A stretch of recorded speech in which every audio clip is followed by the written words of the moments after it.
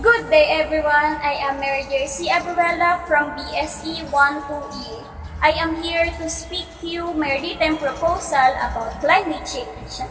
So climate change is a terrible problem and it absolutely needs to be solved. It deserves to be huge priority. Bill Gates. First, problem and its background. Climate change is already happening. Temperatures are rising, drought and wildfires are starting to occur more frequently. Rainfall patterns are shifting, glaciers and snow are melting, and the global mean sea level is rising.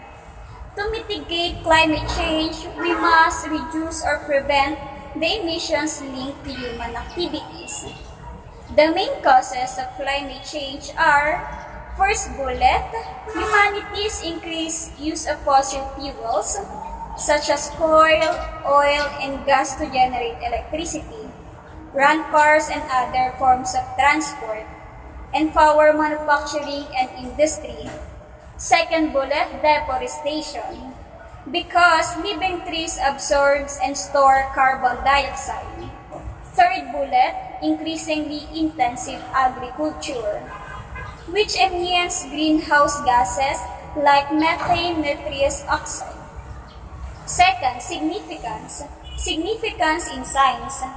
The importance of tapon-mo recycled ko waste disposal in science is environmental friendly waste to energy technologies through systematic treatment of waste before disposal, reducing the quantity of waste while also generating sustainable energy. Significance in technology. The importance of technology is can be provide visibility on city sanitation and solid waste management, route planning for garbage collections, resource optimization, efficient asset management, efficient maintenance, visibility of waste bins, air quality measurement, etc. Significance in society. The importance in the society, waste collection and rubbish disposal play an extremely important role in the global cleanliness and sustainability drive, with people's health conservation of measures being the responsibility of every government. Third, project proposal statement. A. Background of the project program. Tapon mo, recycle ko, that is my project proposal. Why? I choose that kind of proposal is we all know that in recent months up until now, whenever there is a rain or storm, some area in Metro Manila experiencing flooding because of our own garbage. That's why I choose that implementation so we can learn to dispose our trash in the trash bins. That tapon mo, recycle ko can help our community not experience flooding and especially to avoid deterioration of climate change. So waste disposal, the collections, processing, and recycling or deposition of the waste materials of human society. Waste is classified by source and composition. Broadly speaking, waste materials are either liquid or solid form, and their components may be either hazardous or inert in their effect on health and the environment. In terms, waste is typically applied to solid waste, sewage, wastewater, hazardous waste, and electronic waste. B. Objectives. The objectives of my project is to reduce more garbage, to help to prevent floods from society, to stay healthy our community and also ourselves, and lastly, to make garbage a source of electricity. C. Action plan. Steps of proposed implementation. Step 1. Collecting a garbage in the community every week. Step 2. Separate the non-biodegradable and biodegradable and recycle. Step 3. Using thermochemical conversion. Here is the definition of thermochemical conversion. Step 4. Using biochemical conversion. Also, the definition of using biochemical conversion. And last, step 5 can be used as a source of electricity. This is a waste-to-energy plant. It looks like a typical industrial building, but the process going on inside is quite special. A waste-to-energy plant converts our rubbish into electricity. Some plants supply heat to district heating systems too. How does it work? The most widely used technology takes waste and burns it. The heat created is used to make steam, which in turn drives a turbine that generates electricity. The technique we're going to look at is widely used around the world. You'll notice that all the plants are very big. This is a process that works best on a large scale. Incinerating waste creates emissions and residues, and part of the process is focused on dealing with these. Achieving a high rate of efficiency with a low volume of byproducts is the aim. There are many systems of varying complexity, but they all work on the same principles. To set up this kind of waste-to-energy system, you need a stockpile of waste, a furnace, a boiler with heat exchangers, a water supply system, a turbine, and a generator. The waste is collected and delivered to the plant, where it is stored in large bunkers.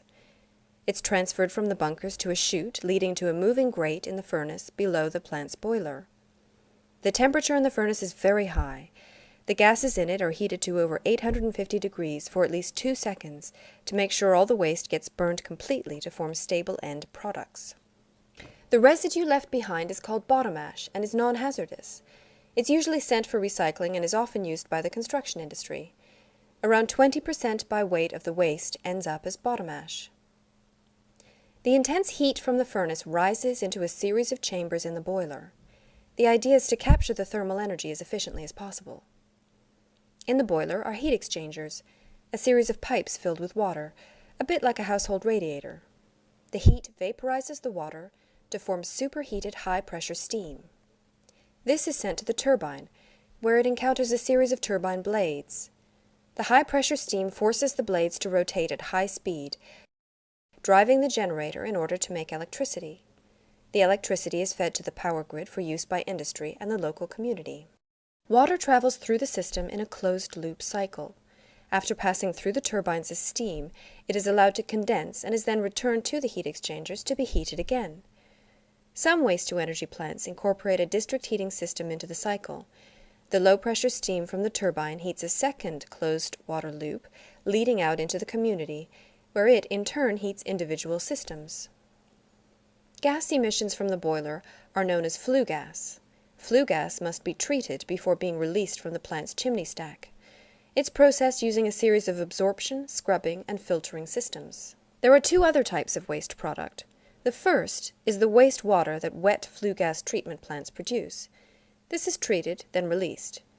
The second is fly ash, which contains toxic chemicals and consists of solid particles in the flue gas. Fly ash is sometimes treated, sometimes not, but either way it must be disposed of as hazardous waste. Fly ash represents less than 5% of the waste input of a waste-to-energy plant.